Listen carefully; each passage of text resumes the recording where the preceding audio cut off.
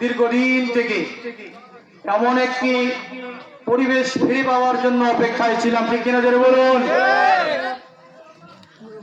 নির্বিঘ্নে নিশ্চিন্তে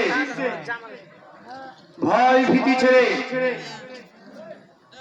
নিজের অন্তরের অন্তঃস্থল থেকে কলিজার থেকে কোরআন ও হাদিসের প্রত্যেকটি বিধান খোলামেলা ভাবে আলোচনা করার জন্য এই মাঠ আমরা অনেক দিন থেকে অপেক্ষায় অপেক্ষমান ছিলাম, ঠিক কিনা জোরে বলুন। কি হয়ে জানিস তাই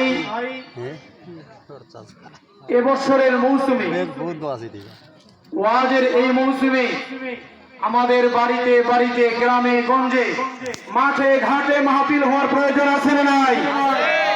অতীতে যতগুলো কাজা হয়েছে, যত জায়গায় বাধা বিঘ্নতা সৃষ্টি হয়েছে, সমস্ত আমাদের কাজাগুলোকে আদায় করার দরকার আছে না নাই? প্রিয় হাজিরিন, তাই আমরা সকলে প্রস্তুত থাকি।